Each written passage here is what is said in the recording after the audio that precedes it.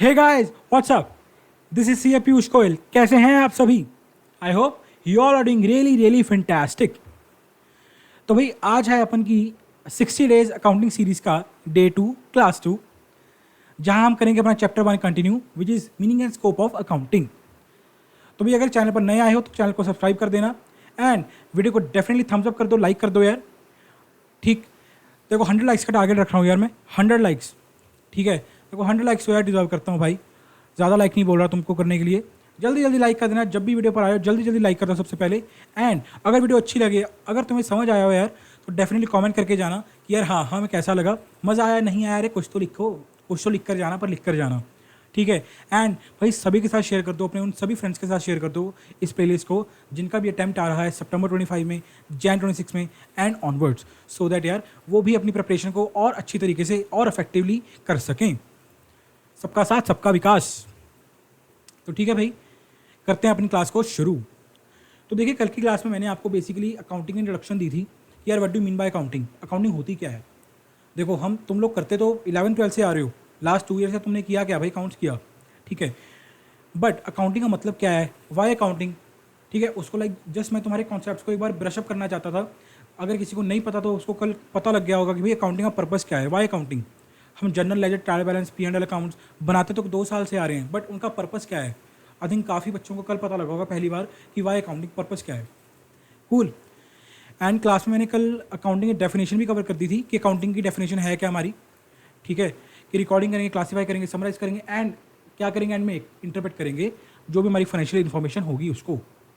ठीक है, ये देखो हमारे छोटे से भाई साहब क्या कर रहे हैं, आइडेंटिफाई करने लगे पड़े हैं कि कौन सी ट्रांजेक्शन है भाई फाइनेंशियल नेचर की जिसको मैं रिकॉर्ड कर लूँ। देखो ध्यान से देख रहे हैं बड़ा। ठीक है, तो देखो उसके बाद करते हैं आज का चैप्टर अपना कंटिन्यू। और तो और कल मैंने ट्रांजैक्शन और इवेंट्स में क्या डिफरेंस होता है, क्या मतलब होता है, ये भी मैंने कवर कर दिया था। सो भाई अगर तुम्हारा आज डे 1 है तो भाई पहले जो हमारी डे 1 की क्लास थी जो कि मैंने कल अपलोड कर चुका हूँ, पहले उसको जाके देखो, हर लेक्चर को सीक्वेंस में देखना सो दैट तुम्हें समझ आ सके। बिकॉज अगर कुछ भी स्किप करोगे, कुछ भी फॉरवर्ड करके देखोगे भाई, तो देखो उसमें तुम्हारा ही लॉस है मेरे भाई।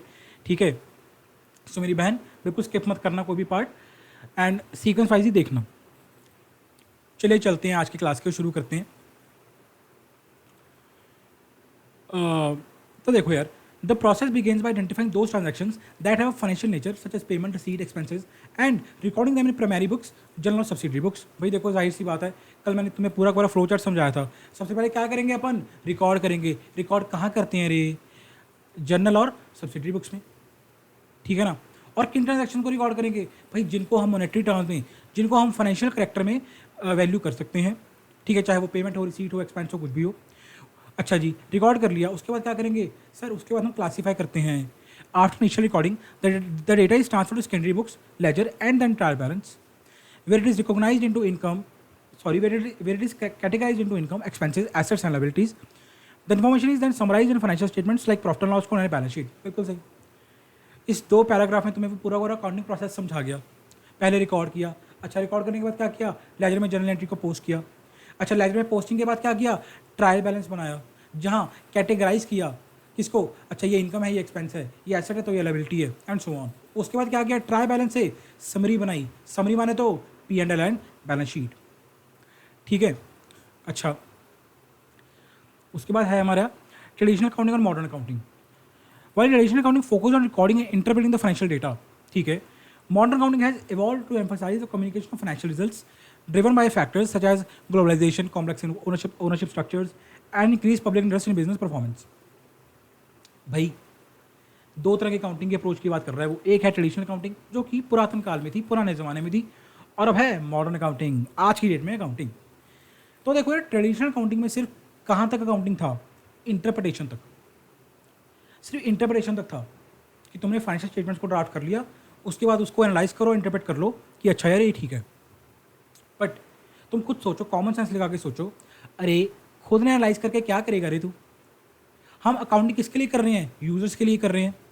कल समझाया था ना मैंने, यूजर्स, हल्का सा ग्लिम्स दिया था तुम लोगों को कल। मैनेजमेंट हो गई, इन्वेस्टर्स हो गए, लोन प्रोवाइडर, फंड प्रोवाइडर्स हो गए, एम्प्लॉयज़ हो गए, राइट। अब इंटरप्रेट करके उनको कम्युनिकेट तो कर देना यार कि देख बैंक, देख मैनेजमेंट, देख गवर्नमेंट, देख एम्प्लॉई, इन्वेस्टर, तू भी सुन ले ये है हमारे रिजल्ट्स, हम तेरे को कम्युनिकेट कर रहे हैं अपने इंटरप्रिटेशन को, अपने एनालिसिस को। तो जो आज की मॉडर्न अकाउंटिंग है उसमें एक स्टेप और जुड़ जाता है भाई, किस चीज़ का, कम्युनिकेशन का, कि जो तुम्हारे फाइनेंशियल रिजल्ट्स निकल के आए हैं पहला उनको कम्युनिकेट भी कर दो। राइट, ईजी था, कुछ ज़्यादा इसमें था नहीं डिस्कस करने वाला भी guys. Definition of accounting given by American accounting association, तो ठीक है भाई, देखो अमेरिकन अकाउंटिंग एसोसिएशन भी अपना एक डेफिनेशन दे रही है अकाउंटिंग की, पढ़ लेते हैं उसको भी। The process of identifying, measuring and communicating economic information to permit inform judgments and decision by the user of accounts. घूम फिरा के वही बात कह दी इसने, पहले आइडेंटिफाई करेंगे जिसको हम बोलते हैं रिकॉर्ड करेंगे, ठीक है, मेजर करेंगे, कम्युनिकेट करेंगे। घूम फिरा के वही बात है भाई, पहले आइडेंटिफाई करके रिकॉर्ड करोगे, उसको मेजर करोगे, कम्युनिकेट करोगे। कम्युनिकेट कब करोगे, जब तुम प्रिपेयर कर पाओगे। अरे कम्युनिकेट किसी इन्फॉर्मेशन को ही करोगे ना यार, जब तुमने फाइनेंशियल स्टेटमेंट को ड्राफ्ट कर लिया, तुम्हारे पास P&L है, बैलेंस शीट है, उसी को तो कम्युनिकेट करोगे कि साहब इतना हमारा प्रॉफिट है, इतनी हमारी सेल्स है, इतनी हमारी परचेज है, इतने हमारे एक्सपेंसेस हैं, इतने एसेट्स एंड लायबिलिटीज़ हैं। घूम फिरा के वही बात है भाई। अच्छा किसको करोगे कम्युनिकेट इन्फॉर्मेशन को, सर हम जानते हैं बेचारे यूजर्स ऑफ फाइनेंशियल इन्फॉर्मेशन, भाई यूजर्स को ही कम्युनिकेट करेंगे ना यार, वही लिखा पड़ा है। To permit inform judgments and decisions by user of accounts, so that वो डिसीजन ले सकें। इसका मतलब क्या है, लाइन का डिसीजन ले सकें वो। मैं तुम्हें कल एक सिंपल लाइन में पर्पस समझाया था, क्या पर्पस होता है अकाउंटिंग का, वन वर्ड में। अगर तुमसे कोई पूछे कि ये अकाउंटिंग का पर्पस क्या है, वन वर्ड में मेरे को बता दे। लेवन कोई पूछे, सर सिंपल आंसर है डिसीजन मेकिंग। अकाउंटिंग का एकमात्र पर्पस क्या है, अगर वन वर्ड में कोई पूछे, डिसीजन मेकिंग करना भाई। अच्छा उसके बाद the accounting principle board APB of American Institute of Certified Public Accountants AICPA, ठीक है, enumerated the functions of accounting as follows, ठीक है भाई। तो जो AICPA का वाला इंस्टीट्यूट है भाई, उन्होंने भी अपनी एक डेफिनेशन दी है अकाउंटिंग की। क्या डेफिनेशन है, the function of accounting is to provide quantitative information primarily of financial nature about economic entities that is needed to be useful in making economic decisions. ये थोड़ी और फैंसी डेफिनेशन आ गई, बात वही है, क्रक्स वही है कि क्या है अकाउंटिंग। भाई अकाउंटिंग का फंक्शन क्या है, क्यों करते हैं accounting, so that we can provide quantitative information, जिसमें जो इन्फॉर्मेशन क्वांटिफाई कर सकें। अब अकाउंटिंग तुम लोग करते हो, नंबर्स होते हैं, हर चीज़ मेजर होती है, दैट इज़ क्वांटिफाई इन्फॉर्मेशन, कि जिसको हम क्वांटिफाई कर सकते हैं, नंबर्स में कर सकते हैं, primarily of financial nature. Obviously बात है भाई, हमारी डेफिनेशन क्या कहते हैं अकाउंटिंग की, in part at least of financial character, कि भाई फाइनेंशियल करेक्टर तो हो ही हो, फाइनेंशियल करेक्टर तो हो ही हो। अबाउट इकोनॉमिक एंट्रीज माने तो बिजनेस एंट्रीज भाई, कमर्शियल एंट्रीज, राइट, उन्हीं के तो हम अकाउंट्स बना रहे हैं। That is needed to be useful in making economic decisions. देखो वही बात आ गई, डिसीजंस। आई होप तुम लोगों को समझ आया होगा, यहाँ तक का ईजी था। देखो इसको तुम लोगों को याद नहीं करना, किसी चीज़ को, इस चीज़ को तुम लोगों को याद नहीं करना, कहीं बैठे बस नोट्स देखे और बैठ के रट्टा मारने लग गए। हाँ, definition of accounting as per AICPA क्या कहती थी, the accounting principle board of American institute certifies that this and this. नहीं भाई नहीं, ऐसा नहीं करना, ये जस्ट तुम्हारी अंडरस्टैंडिंग के लिए है, तुम्हारे समझने के लिए है कि भाई क्या क्या डेफिनेशन है अलग अलग अकाउंटिंग बोर्ड्स की, कि अकाउंटिंग एसोसिएशन अमेरिका की क्या कहती है, AICPA क्या कहता है, जनरल डेफिनेशन क्या है अकाउंटिंग की। ठीक, बस ये तुम्हारी समझने के लिए है और कुछ नहीं है भाई। आई होप तुम लोगों को समझ आ गया होगा। ट्रांजैक्शन इवेंट्स अपन ऑलरेडी कवर कर चुके हैं माय फ्रेंड, कि क्या होता है इसका मतलब। चलिए नेक्स्ट पे चलते हैं अपन, procedure of accounting. Sir accounting करनी कैसे है, हम अकाउंटिंग करेंगे कैसे सर, प्रोसीजर क्या है अकाउंटिंग का। भाई देखो मेरी बात ध्यान से सुनो, तुम अकाउंटिंग के डेफिनेशन में पढ़ के आए हो, क्या पढ़ के आए हो कि यार देखो सर, हम रिकॉर्ड करेंगे, क्लासीफाई करेंगे, समराइज करेंगे, इंटरप्रेट करेंगे, फिर कम्युनिकेट करेंगे। अच्छा किसको करोगे कम्युनिकेट, सर फाइनेंशियल इन्फॉर्मेशन को, एक एंटिटी की फाइनेंशियल इन्फॉर्मेशन को ही तो हम करेंगे ना कम्युनिकेट। तो भाई मेरे कम्युनिकेट करने के लिए पहले इन्फॉर्मेशन रेडी तो कर ले। कम्युनिकेट तभी करेगा ना जब तेरे पास इन्फॉर्मेशन होगी, जब तेरे पास इन हैंड फाइनेंशियल इन्फॉर्मेशन है, उसी को तो कम्युनिकेट करेगा। ये तो है सर, बात बिल्कुल ठीक कह रहे हो। सो प्रोसीजर में सबसे पहला स्टेप क्या आएगा रे, जनरेटिंग फाइनेंशियल इन्फॉर्मेशन। हमारे पास सर कोई फाइनेंशियल इन्फॉर्मेशन अब नहीं है, अभी नहीं है। हम क्या करेंगे, उसको जनरेट करेंगे, सबसे पहले जनरेट करेंगे उसको, राइट। अच्छा जब जनरेट कर लिया तब क्या करेंगे, उस फाइनेंशियल इन्फॉर्मेशन को यूज़ करेंगे। यूज़ क्यों करना है, फॉर अवर डिसीजन मेकिंग।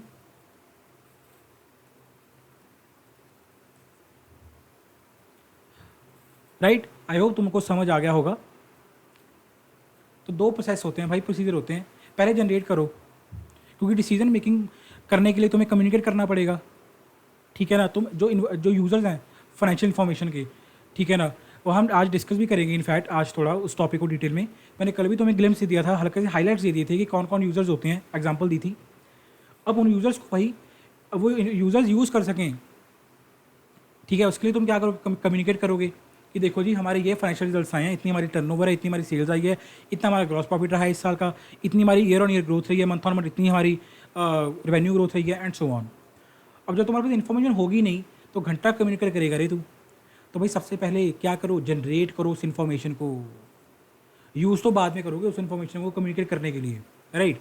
अच्छा, जनरेट कैसे करेंगे, वही स्टेप्स, अरे वही स्टेप्स, P&L, बैलेंस शीट कैसे बनेगा, सबसे पहले रिकॉर्डिंग करके। क्या रिकॉर्ड करेगा रे, जो भी तुम्हारी ट्रांजैक्शंस हो रही हैं बेस्ड ऑन एविडेंसेस। एविडेंसेस मतलब तो एक्सपेंस किया, इन्वॉइस लेते हो कि नहीं लेते, बिल लेते हो कि नहीं लेते भाई, दुकानदार बिल लेता है भाई जब खर्चा करता है कोई, ठीक है ना। उस बिल के बेसिस पे तुम लोग क्या करोगे, अपने बुक्स में जर्नल एंट्री को रिकॉर्ड करोगे, ठीक है। अच्छा, रिकॉर्डिंग का मतलब माने तो जर्नल और सब्सिडरी बुक्स जो ऊपर अब हम डिस्कस करके आए हैं, राइट। अच्छा, रिकॉर्ड कर लिया, सर क्या करेंगे, क्लासीफाई करेंगे। क्लासीफाइंग मतलब तो लेजर में करेंगे क्लासिफिकेशन, वही जो ऊपर पढ़ के आ रहे हैं, ठीक है। अच्छा, लेजर में हम करते क्या हैं, transactions are systematically grouped in the by the nature in the ledger where similar entries for example rent salaries are recorded under specific account heads for easy analysis. मतलब अगर रेंट की लेट्स सपोज 12 एंट्रीज हुई हैं, हर month एक entry rent की हुई है, let's suppose salaries की 12 महीने एंट्रीज हुई हैं, उन सभी एंट्रीज को हम एक हेड में कर देंगे क्लासीफाई, वो होता है हमारा लेजर, राइट। बिल्कुल बेसिक्स है, बिल्कुल ही बेसिक्स है भाई, बिल्कुल बेसिक्स है। 11th मेरे को ऐसा लग रहा है कि मैं 11th क्लास के बच्चे को पढ़ा रहा हूँ, तुम खुद सोचो, तुम्हें भी ऐसा लग रहा होगा यार अभी तो बिल्कुल ही बेसिक्स हैं। एग्जैक्टली मेरे को है कि मैं तुम्हें बेसिक कंसेप्ट भी बिल्कुल अच्छी तरह पढ़ा दूँ, सो दैट तुम्हें बिल्कुल भी कन्फ्यूजन ना रहे। बिकॉज याद रखना भाई, अब तुम चार्टर्ड अकाउंटेंट बनने जा रहे हो, हर चीज़ को लॉजिकली पढ़ना है और कंसेप्चुअली पढ़ना है। अच्छा, अभी लेजर में क्लासीफाई कर दिया, उसके बाद क्या करोगे, ट्राई बैलेंस बनाओगे ना। ट्राई बैलेंस से क्या करोगे, समराइज करोगे। समराइज माने तो P&L account, balance sheet account, financial statements, यही तो ऊपर पढ़ के आ रहे हैं अपन, यही पढ़ के आ रहे हैं ना भाई। फाइनेंशियल स्टेटमेंट्स प्रिपेयर कर लोगे, ठीक है।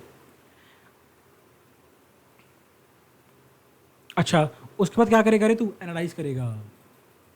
फाइनेंशियल स्टेटमेंट्स को प्रिपेयर करने का पर्पस ही हमारा क्या था, एनालाइज करना, इंटरप्रेट करना, और उसके बाद जो हमारी इंटरप्रिटेशन है उसको कम्युनिकेट करना, यही था हमारा पर्पस। एनालाइज करोगे। अच्छा, एनालाइज कैसे करते हैं, मैंने ये भी क्लास 1 में कल की जो हमारा क्लास था, डे 1 था, उसमें मैंने बड़ी अच्छी तरह तुम्हें समझाया था कि हम एनालाइज किस तरह करते हैं। कुछ एग्जांपल दी थी तुम्हें, समझाने की कोशिश की थी कि भाई एनालिसिस किस तरह करते हैं फाइनेंशियल स्टेटमेंट्स का, राइट। हमने देखा कि हमारी मंथ ऑन मंथ इतनी सेल्स हो रही है, हमने देखा कि हमारा लास्ट 3 ईयर से ग्रॉस प्रॉफिट कम होता जा रहा है, क्यों हो रहा है, उसको एनालाइज करो, रीजंस को एनालाइज करो। तो ये सब रीजंस होते हैं हमारे, राइट। अगर किसी ने, देखो मैं एक ऑलरेडी चीज़ समझा चुका हूँ भाई एनालाइज कैसे करते हैं, तुम डे 1 देखो, अगर किसी ने डे 1 नहीं देखा, मैं तभी कह रहा हूँ सीक्वेंस में देखना, बिकॉज ये मैं चीज़ डिस्कस कर चुका हूँ ऑलरेडी, किस तरह एनालाइज करेंगे, राइट। एक बार रीड करवा देता हूँ।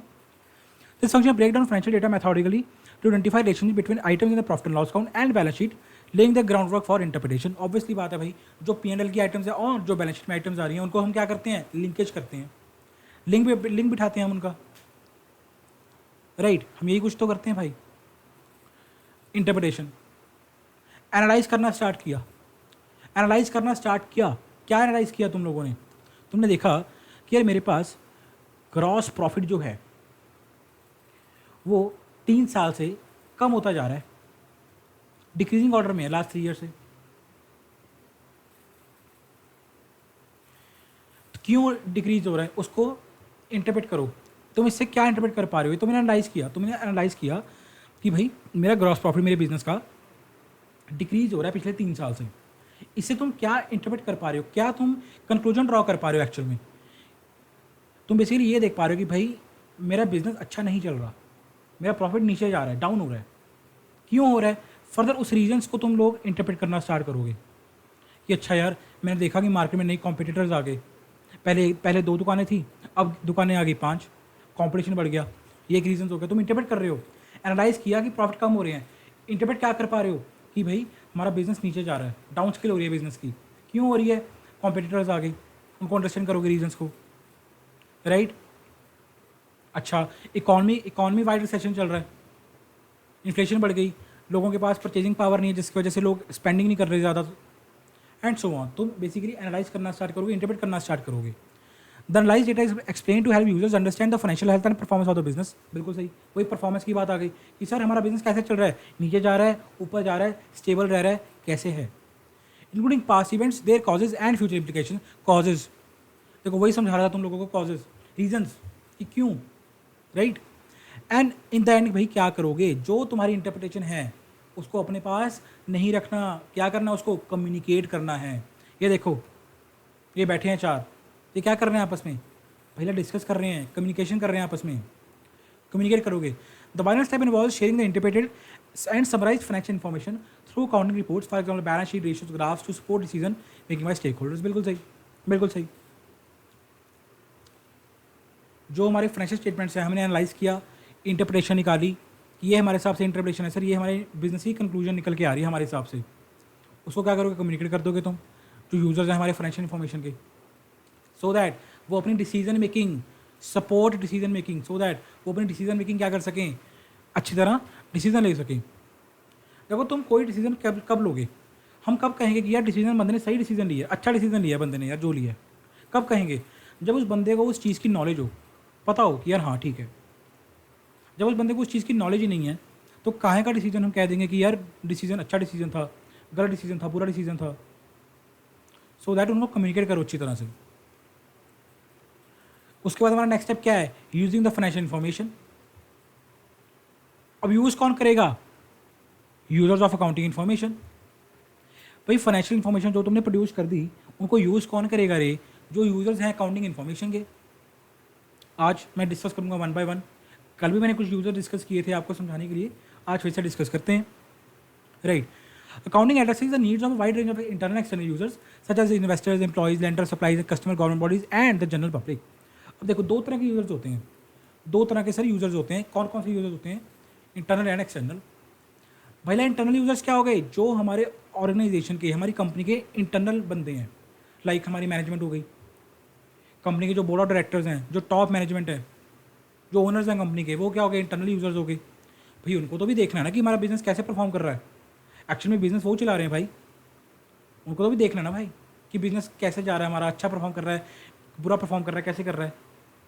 इंप्लॉयज़ हो गए इंटरनली, जो तुम्हारे बंदे एम्प्लॉयज़ हैं कंपनी के, वो भी घर के बंदे हैं भाई। अच्छा, एक्सटर्नल कौन हो गए, सप्लायर हो गए, कस्टमर हो गए, इन्वेस्टर हो गए, फंड प्रोवाइडर्स हो गए, बैंक्स हो गए, गवर्नमेंट बॉडीज़ हो गई। बैंक को टेंशन है, रे बाबा मेरा लोन रीपे कर देगा ना रे, तू कर देगा ना, उसको ये टेंशन है।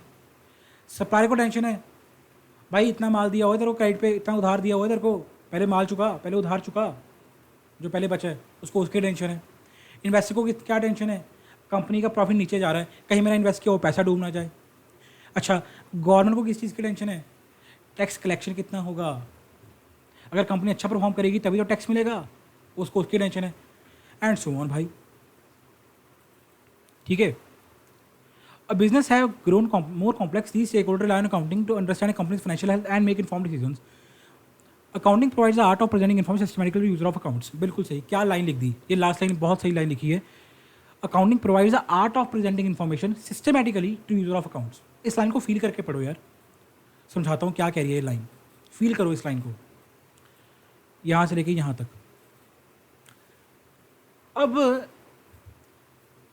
जो इन्वेस्टर बैठे हैं, जो इन्वेस्टर है जिस कंपनी में बहुत सारा पैसा लगाया है, या वो जो बैंक है, जो गवर्नमेंट है, या जो कस्टमर है, जो सप्लायर है, या जो एम्प्लॉई है, क्या भाई वो एक एक जर्नल एंट्री को देखते हैं क्या बिजनेस की, कि अच्छा आज 10 एंट्रीज पास हुई, अच्छा आज 1000 एंट्रीज पास हुई हमारे बिजनेस में, परचेज हुई, सेल हुई, एक्सपेंस किया, इनकम आई, कुछ आया, ये एक्सपेंस किया, ये एक्सपेंस किया, ये इनकम आई, यहाँ से परचेज हुआ, उस कैरेक्टर से हमने परचेज किया, अच्छा उस कैरेक्टर ने हमें परचेज रिटर्न कर दी, एंड सो ऑन।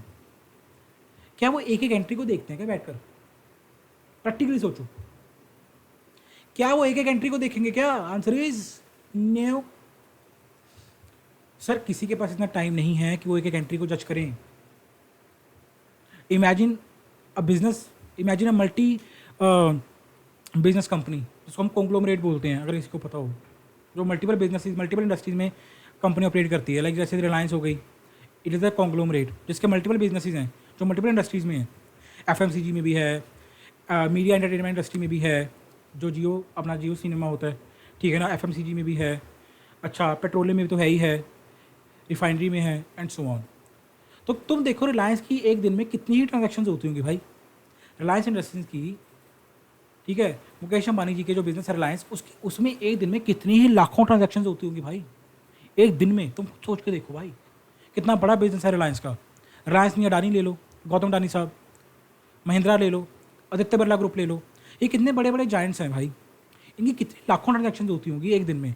तो क्या इनके जो यूजर्स हैं, गवर्नमेंट है, सप्लायर्स हैं, कस्टमर है, लेंडर है, इंप्लॉइज़ हैं, इन्वेस्टर्स हैं, क्या एक ही दिन में ट्रांजेक्शन देखते हैं कभी वो बैठ के कि अच्छा 1 लाख ट्रांजेक्शन हुई हैं, चल भाई दिखा, अकाउंटेंट दिखा, purchase to creditor, debtor to sales.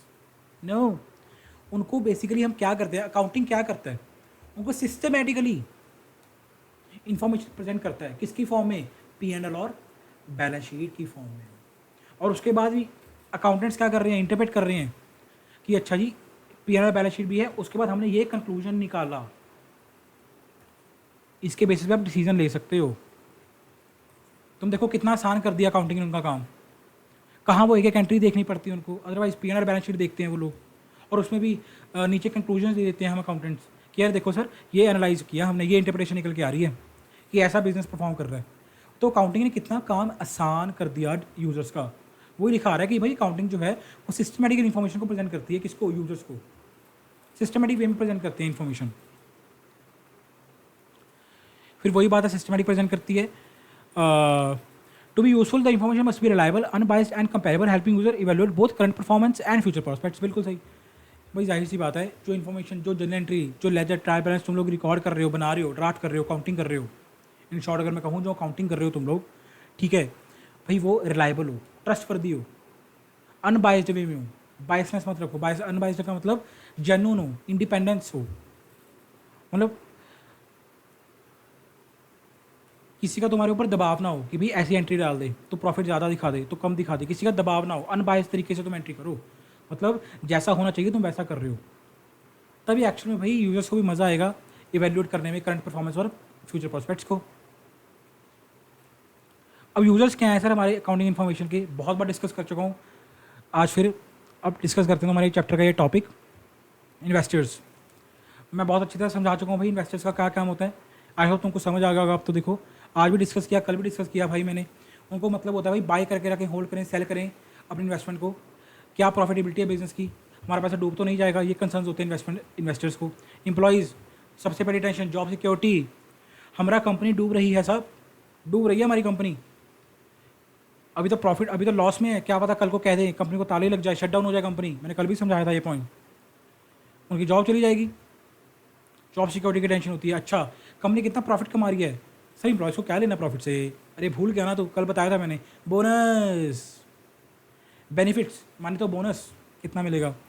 I hope तुमको ये पॉइंट भी समझ आ गया होगा, बड़े अच्छी तरह एक्सप्लेन किया भाई, बहुत अच्छी तरह मैंने एक्सप्लेन किया कल के लेक्चर में, और आज भी मैंने ऊपर डिस्कस किया अभी। लेंडर्स, जिन्होंने लोन देना कंपनी को, फंड प्रोवाइडर्स, लेंडर माने तो फंड प्रोवाइडर्स, जैसे कि बैंक हो गया। इन्वेस्टर्स की बेस्ट एग्जांपल शार्क टैंक, मैंने यहाँ इमेज भी ऐड की है, तुम लोग रिलेट कर पाओ प्रैक्टिकल लाइफ से, ये इमेजेस देखते जाओ, ये ऐसी नहीं इमेजेस अटैच की मैंने, बड़ी पर्पसफुली एक एक इमेज का कोई रेलेवेंस है भाई जो अटैच किया है मैंने यहाँ पे इमेज, राइट। लेंडर्स तुमको अच्छी तरह पता है कि क्या हमारा लोन जो है वो रीपे कर पाएंगे या नहीं कर पाएंगे इंटरेस्ट समेत। सप्लायर एंड क्रेडिटर्स, भाई credit terms, long term business, तुम कुछ सोचो, अगर ये जो बिजनेस है उसके फाइनेंशियल स्टेटमेंट्स को देख के क्रेडिटर अंदाज़ा लगा पा रहे हैं कि यार बंदा का बिजनेस अच्छा नहीं जा रहा, बंदे का बिजनेस अच्छा नहीं जा रहा, घाटा हो रहा है उसको बिजनेस में, तो कल को ये भी हो सकता है कि भाई बंदा कितनी देर घाटा सहता रहेगा, 2 साल, 3 साल, 4 साल, 5 साल लॉस है लेगा, एक टाइम पर आकर तो बंदा कहेगा भाई मेरा बिजनेस नहीं चल रहा, चल बंद करके कुछ और देखें, राइट। बंदे का तो बिजनेस बंद हो गया, वो तो चला गया अपना सामान पैक करके, पर उस क्रेडिटर का सोचो, उस सप्लायर का सोचो भाई, जो उसको माल सप्लाई करता था, जो उसको गुड्स सेल करता था, उसका तो एक कस्टमर टूट गया, उसका तो एक कस्टमर टूट गया, तो उसका बिजनेस भी इफेक्ट होगा इनडायरेक्टली, बिल्कुल होगा सर। क्रेडिट टर्म्स, कब चुकाएगा हमारा? तू मुझसे उधार ले गया था पिछले महीने, बस पहले मेरा उधार चुका, पहले तुम मुझे पैसे दे। क्रेडिट टर्म्स, उनको टेंशन रहती है भाई कि उधार तो दे दिया, क्या बंदा कल को रीपे कर पा रहा है, नहीं कर पा रहा। कस्टमर्स, कस्टमर्स भाई तुम लोग सोचो, उन कस्टमर्स के बारे में सोचो, चलो छोड़ो यार, सोचो कस्टमर्स के बारे में भाई, जिनको एक ही तरह के लाइक सामान लेना पसंद है। अब देखो मैं तुम्हें एग्जांपल देता हूँ सिंपल सी, लेट्स सपोज भाई तुम लोग एग्जांपल ले लो रूहाफ़ज़ा की। रूहाफ़ज़ा ड्रिंक आती है भाई, सबको पता होगा आई थिंक रूहाफ़ज़ा ड्रिंक आती है जो, ठीक है। अब भाई सपोज करो भाई रूहाफ़ज़ा ड्रिंक बंद हो जाए, ये ड्रिंक बंद हो जाए, जो इसको कंपनी बनाने वाली कंपनी है वो कह रही है कि भाई हम इसको बंद कर रहे हैं, अच्छा बिजनेस नहीं चल रहा। सोचो उन छोटे छोटे बच्चों का भाई जो इसको दूध में मिलाकर पीते हैं। कई बच्चे तो दूध ही तभी पीते हैं कि जब तक उनमें रूहाफ़ज़ा मिलाया ना जाए वो दूध नहीं पीते बच्चे। सोचो सोचो सोचो उन बच्चों के बारे में भाई, मतलब कस्टमर्स को भी टेंशन होती है भाई। अच्छा रूहाफ़ज़ा नहीं लेना तो डेयरी मिल्क सोच लो, डेयरी मिल्क सोच लो भाई। मेरा नेफ्यू है छोटा, जब तक उसको डेयरी मिल्क ना दे दूँ वो और कोई चॉकलेट खाता ही नहीं है, वो और कोई चॉकलेट ही नहीं खाता, वो खाते डेयरी मिल्क है। अगर वो रो रहा हो ना तो उसको डेयरी मिल्क पकड़ा दो, वो चुप कर जाता है भाई। कस्टमर की लॉयल्टी है sir. Rely on companies health for stable supply of goods, कि जो हमारे गुड्स हैं, चाहे वो रूहाफ़ज़ा था, चाहे डेयरी मिल्क था, चाहे जो भी गुड्स लगा लो, जो तुम्हें अच्छा लग रहा है चीज़ उसको इमेजिन करो। तुम भी ऐसे कोई लाइक तुमको इस तरह के कोई स्नैक्स होंगे या कोई इस तरह का लाइक मंचीज़ होंगे जो तुम खाते होगे डेली बेसिस पर, या तुम्हें अच्छा लगता होगा राइट, जो तुम रूटीन नेचर में खाते हो, ठीक है, या यूज़ करते हो उन गुड्स को राइट। अगर वो कस्टमर्स को भी टेंशन रहती है कि भाई स्टेबल सप्लाई हो उन गुड्स की, हम मार्केट में लेने जाएँ तो आउट ऑफ स्टॉक ना हो जाए, हमें मिल जाए, बिकॉज हम उसके बिना नहीं रह सकते, हमारी डिपेंडेंसी है उसके ऊपर। तो उनको भी भाई रहता है कि यार स्टेबल सप्लाई होती रहेगी नहीं होती रहेगी। कस्टमर्स को भी कंसर्न रहता है फाइनेंशियल स्टेटमेंट से। गवर्नमेंट एजेंसीज, मैं ऑलरेडी समझा चुका हूँ तुम लोगों को। टैक्स, गवर्नमेंट को क्यों कंसर्न रहता है फाइनेंशियल स्टेटमेंट से? बिकॉज फाइनेंशियल, अब देखो P&L में क्या निकल के आता है, नेट प्रॉफिट। P&L में क्या निकल के आता है, नेट प्रॉफिट। अब जो टैक्स की कैलकुलेशन होती है भैया वो इस नेट प्रॉफिट के ऊपर होती है। टैक्सेशन तुम लोग पढ़ोगे सी इंटर में, ठीक है। मैं तभी कहता हूँ जल्दी जल्दी CA फाउंडेशन को क्लियर करो और इंटर में आ जाओ, ठीक है। वहाँ तुम लोग पढ़ोगे टैक्सेशन को, तुम लोग सीखोगे कि टैक्सेशन, हम टैक्स को कैलकुलेट कैसे करते हैं, GST क्या है, इनकम टैक्स क्या है, सब सीखोगे। अब वो जो टैक्स कैलकुलेट होता है वो किसके ऊपर होता है, इस नेट प्रॉफिट के ऊपर। जो तुम P&L में नेट प्रॉफिट निकालते हो ना, हमारे नीचे नेट प्रॉफिट निकल के आता है, इस नेट प्रॉफिट के ऊपर टैक्स कैलकुलेट होता है। अब समझो कितनी रेलेवेंस है इस नेट प्रॉफिट की। अगर ये नेट प्रॉफिट ना होता तो टैक्सेशन कैसे कैलकुलेट करते, कैसे टैक्स कैलकुलेट होता? और जब टैक्स कैलकुलेट ही नहीं हो रहा तो टैक्स डिपॉजिट कैसे होता? और जब अगर टैक्स डिपॉजिट ना होता तो तुम समझ ही सकते हो भाई गवर्नमेंट के क्या हाल हो जाते। अच्छा नेट प्रॉफिट निकल के कैसे आया है? अकाउंटिंग की मदद से। अकाउंटिंग में पहले जर्नल किया, फिर लेजर किया, फिर ट्रायल बैलेंस किया, फिर P&L को ड्राफ्ट किया और एंड में प्रॉफिट को हमने कैलकुलेट किया। समझ रहे हो? तुम देखो कहाँ कहाँ से मैं तुम लोगों को लिंक करवा रहा हूँ तुम्हारा ये अकाउंटिंग का सिलेबस। इतनी डीप अंडरस्टैंडिंग है भाई लिंकिंग तुम्हें होनी चाहिए, बिकॉज तुम लोग चार्टर्ड अकाउंटेंट बनने जा रहे हो। तुम लोगों को अच्छी तरह पता होना चाहिए भाई कैसे है हर चीज़ को लिंक कैसे हम कर सकते हैं।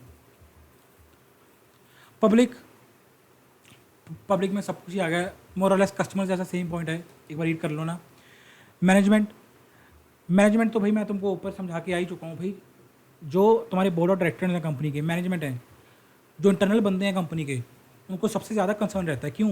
उन्होंने प्लानिंग करनी है, डिसीजन मेकिंग करनी है। जो उन्होंने स्ट्रैटेजी लगाई थी बिजनेस में उनको इवैल्यूएट करने की, यार हमारी स्ट्रैटेजी ठीक थी या गलत थी। अब सपोज तुम्हारे इन्होंने बिजनेस में, ये मैनेजमेंट ने क्या किया, एक नया प्रोडक्ट लॉन्च किया, ठीक है। उस नए प्रोडक्ट को उन्होंने 6 महीने 1 साल मार्केट में उतारा। उसके जब फाइनेंशियल स्टेटमेंट्स ड्राफ्ट हुई, जब फाइनेंशियल स्टेटमेंट्स को ड्राफ्ट किया गया, ठीक है, तब देखा गया कि वो प्रोडक्ट तो बहुत अच्छा जा रहा है, बहुत अच्छा जा रहा है वो प्रोडक्ट, राइट। तो अब डिसीजन क्या लेंगे?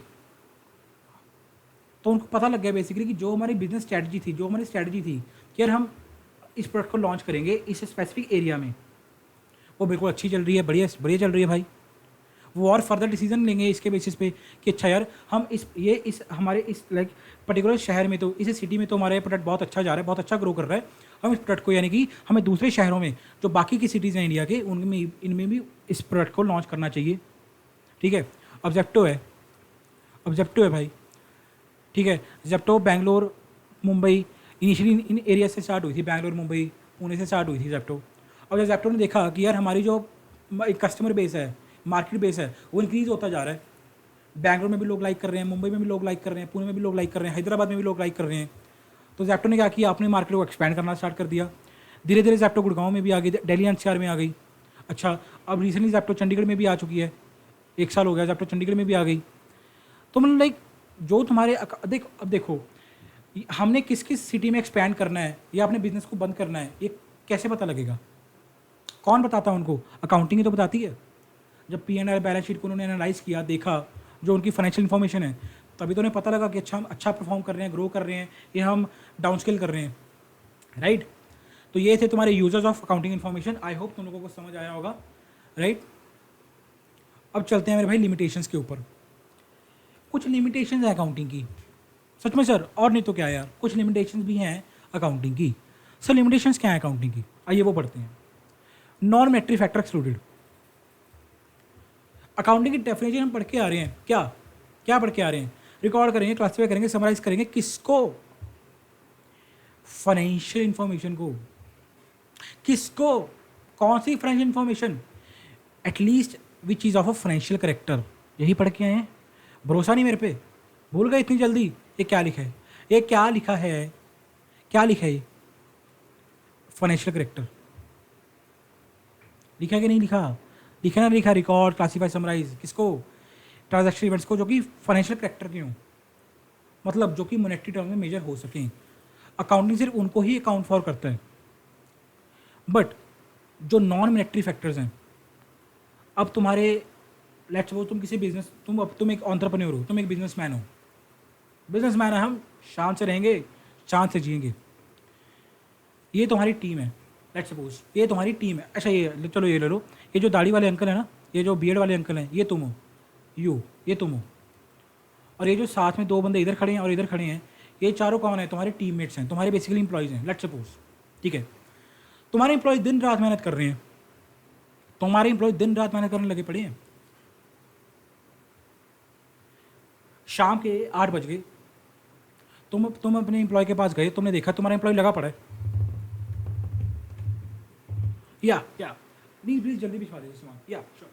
तुम्हारा इंप्लॉय लगा पड़ा है, तुम अपने इंप्लॉय के पास गए, ये अंकल तुम हो, ये इंप्लॉय के पास गए,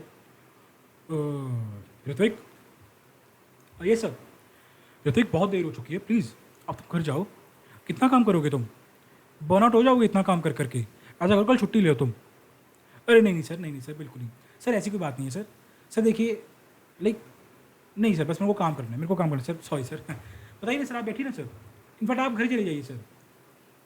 तुम्हारी आंखें पिघल गई, तुम्हारी आंखों में से आंसू आ गए, नम हो गई तुम्हारी आंखें कि यार मेरी इतनी अच्छी टीम है। ठीक, इस लड़की को देखो, तुमने इस लड़की को देखा, तुम्हारी इंप्लॉई है जो राशा, आप घर नहीं गए? नहीं सर, बस जा ही रही थी मैं। इनफैक्ट सर थोड़ा टाइम लगेगा, अभी आधा घंटा लगेगा, बिकॉज हम कल को लाइक प्रोजेक्ट रिपोर्ट सबमिट करनी है बिजनेस के लिए, तो थोड़ा टाइम लगेगा। अरे नहीं यार कोई बात नहीं, तुम चली जाओ घर। नहीं सर, थोड़ा टाइम लगेगा। तुम्हारे एम्प्लॉयज़ कितने हार्ड वर्किंग है, बट चाह कर भी तुम उनको रिकॉर्ड बुक्स में नहीं कर सकते। उनके एफर्ट्स को, उनकी डेडिकेशन को, उनकी मेहनत को, उनकी लगन को तुम चाह कर भी रिकॉर्ड नहीं कर सकते। क्यों? बिकॉज उसको तुम क्वान्टिफाई, उसको तुम मॉनेटरी टर्म्स में वैल्यू नहीं कर सकते। This is one of the biggest limitations of accounting. Valuable elements like employee loyalty, मेरा एम्प्लॉय लॉयल है, skills and human resources are not recorded as they cannot measure in monetary terms, right? Historical focus, भाई जो पास में हो गया। अब देखो मेरी बात सुनो, तुम लोग जब अकाउंटिंग करते थे 11th-12th में, तुम क्या अकाउंटिंग करते थे? पिछले साल की अकाउंटिंग ही तो करते थे। जब तुम फाइनेंशियल स्टेटमेंट्स को बना रहे हो, तुम P&L बना रहे हो, बैलेंस शीट बना रहे हो, किसका बना रहे हो? 1 अप्रैल से लेकर 31 मार्च तक जो ट्रांजेक्शन हो चुकी, जो ऑलरेडी हो चुकी, विच इज़ हिस्ट्री, जो हिस्ट्री बन चुकी, जो ऑलरेडी हो चुकी, तुम उनका रिकॉर्ड कर रहे हो। तुम उनका P&L बैलेंस शीट बना रहे हो। मतलब हिस्टोरिकल फोकस है, जो हिस्टोरिकल जो हिस्ट्री में हो चुका, पास्ट में हो चुका, तुम उनको रिकॉर्ड करने लगे पड़े हो। बट भी आज की डेट में तो देखो, जो होगा वो सबको पता है कि यार ऐसा हो गया, ऐसा हो गया, हमने ये एक्सपेंस किया, ये सब कुछ हमको पता है। कल क्या होगा, फ्यूचर में क्या होगा, सब उसको जानना चाहते हैं कि हम हमारे साथ कल क्या होगा। ठीक है, बट अकाउंटिंग उसको नहीं फोकस करती। अकाउंटिंग सिर्फ हिस्टोरिकल इन्फॉर्मेशन के ऊपर फोकस करती है। कल क्या होगा, क्या प्रोजेक्शन रहेगी फ्यूचर में, उसके ऊपर अकाउंटिंग फोकस नहीं करती। बट जो यूजर्स हैं, they are more interested future prospects. और यूजर्स चाहते हैं भाई हमको ये भी बताइए अकाउंटिंग कि कल क्या होगा, बट कल किसने देखा। इग्नोर्स इन्फ्लेशन, महंगाई सर, इन्फ्लेशन। आए दिन गुड्स के प्राइसेस बढ़ते जा रहे हैं, आए दिन बढ़ते जा रहे हैं, आए दिन। एक महीने पहले कोई चीज़ परचेज करने जाओ तो उसका रेट कुछ होता है, एक महीने बाद जाओ उसका रेट कुछ निकल के आता है। लोग महीने छोड़ो भाई, दिनों में चीज़ें, दिनों में अपने गुड्स के दाम बदल जाते हैं, दिनों में, राइट। बट जो इन्फ्लेशन है, जो चेंज इन मनी वैल्यू है, उसको अकाउंटिंग इग्नोर करती है। अकाउंटिंग तो कहती है सब जिस वैल्यू पे हमारी ट्रांजैक्शन हुई है, अगर हमने 20,000 में गुड्स परचेज किए थे 2 महीने पहले, तो हम 20,000 में ही रिकॉर्ड करेंगे। आज जो वैल्यू, हमने क्या लेना, हम इन्फ्लेशन को एडजस्ट नहीं करेंगे। ठीक है, सो अकाउंटिंग इन्फ्लेशन को एडजस्ट भी नहीं करती। It is an another limitation. Subjective judgements, subjective का मतलब which varies from person to person. Subjective माने तो मेरी बहन, which varies from person to person. तेरी बहन कुछ और कह रही है, तेरी दोस्त कुछ और कह रही है, मेरे भाई तेरा दोस्त कुछ और कह रहा है, मैं कुछ और कह रहा हूँ, सामने वाला बंदा कुछ और कह रहा है, सब्जेक्टिव। ठीक है, अब देखो, तुमने अकाउंट्स में अपने एक कंसेप्ट पढ़ा होगा, प्रोविजन फॉर डाउटफुल डेट्स का। प्रोविजन फॉर डाउटफुल डेट्स का मतलब, हम प्रोविजन बनाते हैं कि यार हमारे डेटर्स कितने बैड डेट्स हो जाएंगे। हम प्रोविजन बना के चलते हैं, बैड डेट्स माने तो हमारे कितने पैसे मर जाएंगे, अगर मैं बिल्कुल हिंदी में कहूँ कि मतलब कितने पैसे हम रिकवर नहीं कर पाएंगे, तो हमारे जो हमारे बैड डेट्स हो जाएंगे। बैड डेट्स, जो बुरे डेट्स हैं, जो हमारा पैसा नहीं देंगे, हमें पता है, हम प्रोविजन बना के चलते हैं। लेट्स सपोज हमारे 50 लाख के डेटर्स हैं बुक्स में, हम प्रोविजन बना के चलते हैं कि यार ठीक है, लेट्स सपोज 1% के डेटर्स हमारे बैलेट्स हो जाएंगे, 5% के डेटर्स हमारे बैलेट्स हो जाएंगे, जो हमको उम्मीद है कि यार नहीं आएगा, इनसे पैसा नहीं आएगा, राइट। बट कितनी परसेंट प्रोविजन बनानी है, 2% बनाए, 1% बनाए, 10% बनाए, ठीक है, 5% बनाए, कितनी परसेंट बनाए, it is a subjective term, it varies from person to person. मैं कह रहा हूँ भाई 10% बना लो, डेटर नहीं पैसा देते, मेरे को पता है। अरे नहीं यार, मेरे डेटर लॉयल है, लॉयल कस्टमर है मेरा, ऐसा करो अगर बनानी है ना तो 1% बना लो। नहीं नहीं नहीं नहीं, 1% का क्या बनाना, फिर ऐसा करो 2% ही बना लो। ना तेरा 1, ना 2, ना तेरा 10, 5 बना लो। हर बंदा अपनी बातें कह रहा है, हर बंदा अपने हिसाब से कह रहा है boss, right.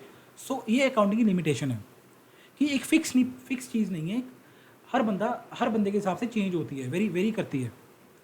Human resource not valued, already बता चुका हूँ भाई कि ह्यूमन रिसोर्सेज कौन होते हैं, तुम्हारे कंपनी के एम्प्लॉइज़, वो तुम्हारे सब ह्यूमन रिसोर्स हैं तुम्हारा, उनको वैल्यू नहीं कर सकते, उनके एफर्ट्स को वैल्यू नहीं कर सकते। क्यों? बिकॉज क्वांटिफाई नहीं कर सकते मॉनेटरी टर्म्स में। वेरिएबिलिटी इन पॉलिसीज,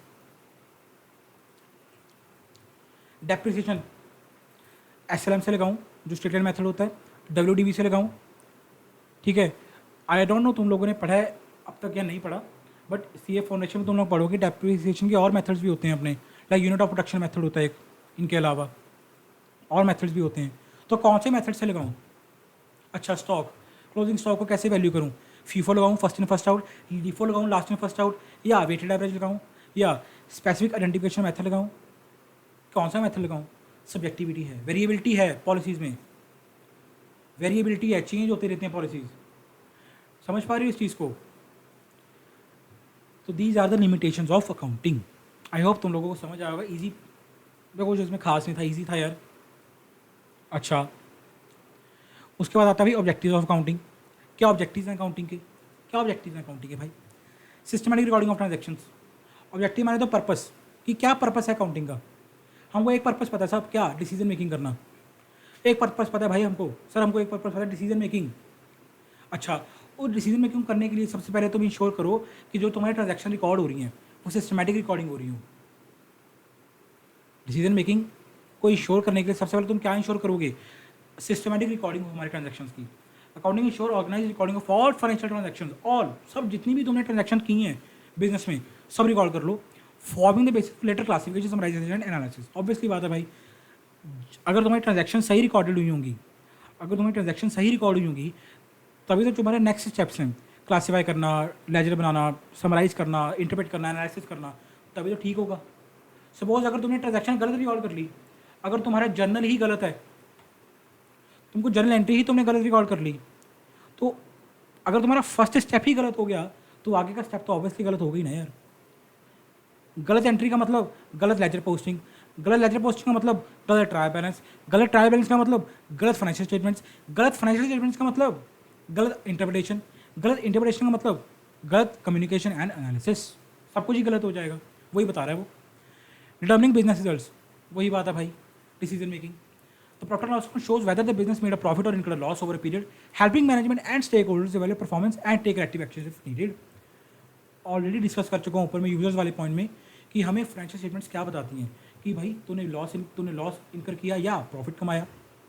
अच्छा, अगर प्रॉफिट कमाया तो हमें एक्सपैंड करना चाहिए। अच्छा, अगर लॉस कमाया तो क्या हमें बिजनेस को बंद कर देना चाहिए? क्या हम करेक्टिव एक्शन ले सकते हैं? अपनी परफॉर्मेंस को वैल्यूएट करके पता लगेगा। ठीक है। Assessing financial position, financial position माने तो balance sheet, assets and liabilities. Financial performance का मतलब होता है तुम्हारा P&L, तुम्हारा प्रॉफिट लॉस कितना है, एंड फाइनेंशियल पोजीशन का मतलब होता है तुम्हारे एसेट्स एंड लायबिलिटीज। ठीक है। फाइनेंशियल परफॉर्मेंस हमें बताता है तुम्हारा P&L अकाउंट, SPL अकाउंट, और जो पोजीशन होती है वो हमें बताती है तुम्हारी बैलेंस शीट, राइट। अब भाई पोजीशन को वैल्यूएट करना बहुत जरूरी है कि हमारे पास कितने एसेट्स हैं, कितने लायबिलिटीज हैं। Balance sheet present the business assets and liabilities are specific date. Obviously बात है, तुम लोग एज ऑन डेट प्रिपेयर करते हो बैलेंस शीट, कभी भी नोट किया हो अगर किसी बच्चे ने। हम P&L प्रिपेयर करते हैं फॉर द ईयर एंडिंग, और बैलेंस शीट प्रिपेयर करते हैं अपन एज ऑन डेट की इस डेट तक, एज ऑन डेट आज की तारीख तक इतने एसेट्स और लायबिलिटीज हैं हमारी। P&L फॉर द ईयर मतलब इस साल में जितने एक्सपेंसेस और इनकम हुई हैं वो सब P&L में आती हैं। तो वो चीज़ बात कर रहे हैं। देखो कितनी बारीकी है, कितनी छोटी छोटी बातें हैं बट मायने रखती हैं। हर एक चीज़ का रीज़न है। कभी सोचा, अगर किसी ने सोचा होगा, किसी को पता तो बहुत अच्छी बात है, बट अगर किसी ने नहीं सोचा अब तक तो देखो कितनी बड़ी बात है। फॉर द ईयर क्यों लिखते हैं P&L में, और एज ऑन डेट क्यों लिखते हैं बैलेंस शीट में?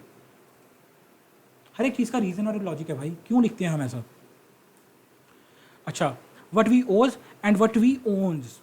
लायबिलिटी का मतलब क्या हुआ लायबिलिटी का मतलब वट ही ओज, हमें क्या देना रहता है, हमें क्या देना पड़ेगा, क्या चुकाना पड़ेगा। वट ही ओन्स, हम क्या ओन करते हैं। ओन क्या करेंगे अपन, एसेट्स, वो हमें बैलेंस शीट बताता है। Providing information for decision making, लो तुम्हारा स्टडी मैट में भी आ गया पॉइंट जो मैं बता रहा हूँ, ये तो खुद तुम पढ़ लोगे भाई, यही समझाता आ रहा हूँ कल से। Evaluating solvency, it is a good point. अब देखो सॉल्वेंसी का मतलब क्या है। सॉल्वेंसी का मतलब है कि तुम अपने जो तुम्हारे शॉर्ट टर्म लायबिलिटीज़ हैं या लॉन्ग टर्म लायबिलिटीज़ हैं, तुम उनको पे कर पाओगे या नहीं कर पाओगे। तुम्हारे पास लायबिलिटीज़ हैं, करंट लायबिलिटीज़ होती हैं, नॉन करंट लायबिलिटीज़ होती हैं। करंट माने तो शॉर्ट टर्म, नॉन करंट माने तो लॉन्ग टर्म। क्या तुम्हारा बिजनेस उस पोजीशन में है, क्या तुम्हारे पास इतने एसेट्स हैं कि तुम अपनी लायबिलिटीज़ को चुका पाओ। ठीक है, वो तुम्हें बताता है तुम्हारी बैलेंस शीट, वो भी तुम्हारी बैलेंस शीट ही बताएगी। बैलेंस शीट असेस करेगी भाई हमारे पास इतने एसेट्स हैं, अच्छा इतने एसेट्स हैं, इतनी हमारे पास लायबिलिटीज़ हैं, क्या हम अपने लायबिलिटीज़ को पे ऑफ करने की हालत में हैं, अच्छी कंडीशन है हमारे बिजनेस की। क्या हम अपने जो उधारियाँ हैं उनको चुका पाएंगे, नहीं चुका पाएंगे, रीपे कर पाएंगे, नहीं रीपे कर पाएंगे, वो तुम्हें क्या बताएगी, बैलेंस शीट बताएगी। ठीक है, मतलब तुम्हारे बिजनेस की हेल्थ कैसी है, तुम्हारे बिजनेस की हेल्थ कैसी है, राइट। ये वो पॉइंट है अपना इवैल्यूएटिंग सॉल्वेंसी। आई होप तुमको यहाँ तक समझ आया होगा और मज़ा भी आया होगा। आशा करके चलता हूँ भाई तुम्हें मज़ा आया होगा और समझ भी आया होगा, राइट। अच्छा, फंक्शन ऑफ अकाउंटिंग। अकाउंटिंग का काम क्या है सर, क्या करते हैं अकाउंटिंग, क्या फंक्शन है अकाउंटिंग का। मेरे भाई सबसे पहला तो मेजरमेंट। क्या करती है sir accounting. Accounting measures past performance of the business entity and depicts its current financial position. Function मतलब तो अकाउंटिंग का काम क्या है, अकाउंटिंग का काम क्या है, मोरलेस तुम लोग कह सकते हो वही क्यों हम करते हैं अकाउंटिंग। ठीक है ना, मोरलेस देखो वही पॉइंट, वही सब कुछ है, बस अलग अलग हेडिंग्स बना दिए, अलग अलग पॉइंट्स लिख दिए, सब कुछ कंक्लूजन वही निकलेगा। काम क्या है अकाउंटिंग का, फंक्शन क्या है अकाउंटिंग का, क्यों हम करते हैं अकाउंटिंग। अकाउंटिंग मेजर करती है भाई पास्ट परफॉर्मेंस को बिजनेस एंटिटी की and depicts current financial position. Obviously बात है भाई, जो पिछले हिस्ट्री में हो चुका उसको मेजर करती है अकाउंटिंग, राइट। और उसकी बेसिस पे हम डिसीजन मेकिंग करते हैं। हमको देखा कि यार पिछले साल हमने इतना टर्नओवर क्लोज किया, अच्छी टर्नओवर पे हम क्लोज कर रहे हैं, यानी कि हमारा बिजनेस अच्छा चल रहा है।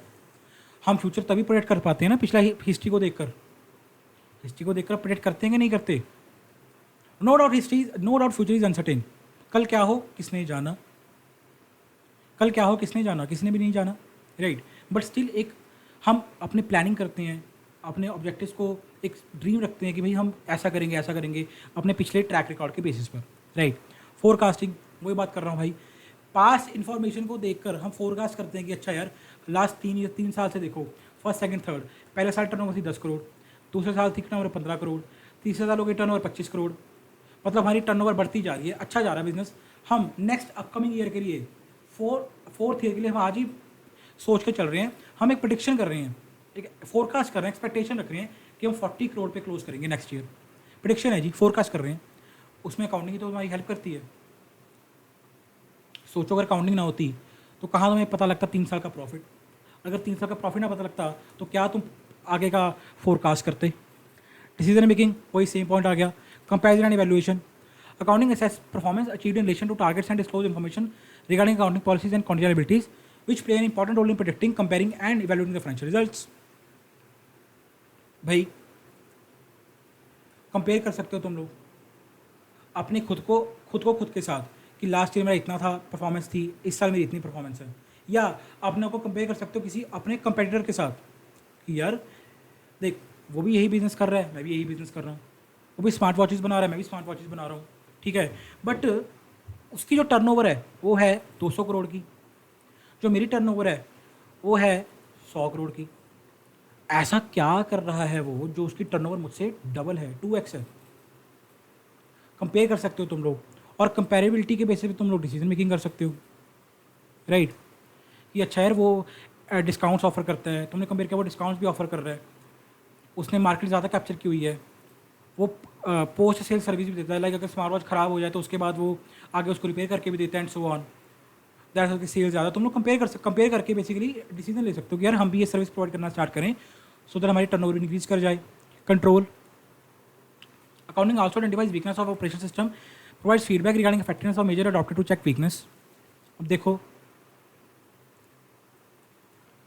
तुमने बजट बनाया, तुमने क्या किया, तुमने बजट बनाया किस चीज़ का कि यार देखो हमारा बजट है कि हम जो रॉ मटेरियल है, जो हमारा रॉ मटेरियल हम परचेज़ करेंगे अपनी फैक्ट्री के लिए सामान बनाने के लिए, रॉ मटेरियल परचेज़ करेंगे, उसकी कॉस्ट 50 पर केजी से एक्सीड नहीं करनी चाहिए। ये हमारा बजटेड है, हम बजट बना के चल रहे हैं कि यार इस साल जो हम रॉ मटेरियल परचेज़ करेंगे, कोई भी रॉ मटेरियल हम परचेज़ कर रहे हैं उसकी कॉस्ट 50 रुपये किलो से ज़्यादा नहीं जानी चाहिए, it should not exceed 50 rupees पर केजी, राइट।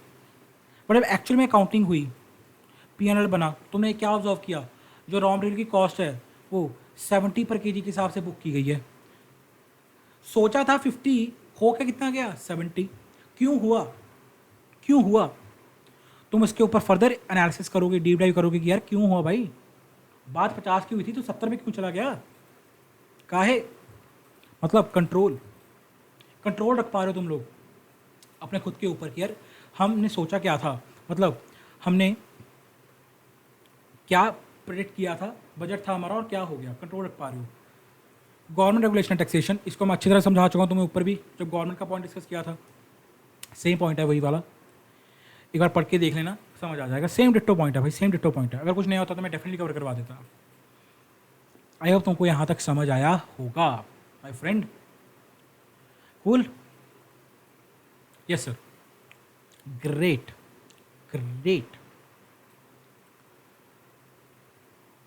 ओके।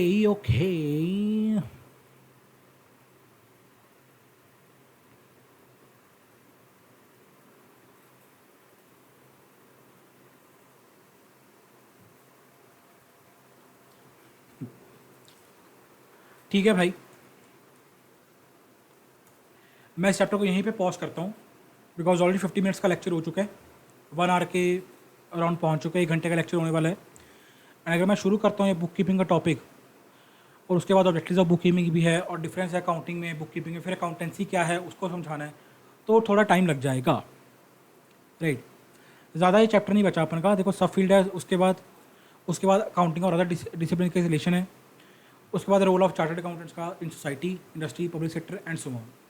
ज़्यादा चैप्टर नहीं बचा, बस एक लेक्चर और आएगा इसके ऊपर और ये हमारा चैप्टर का हो जाएगा रैप अप, वाइंड अप हो जाएगा। चैप्टर के ऊपर रैप अप कर देंगे, राइट।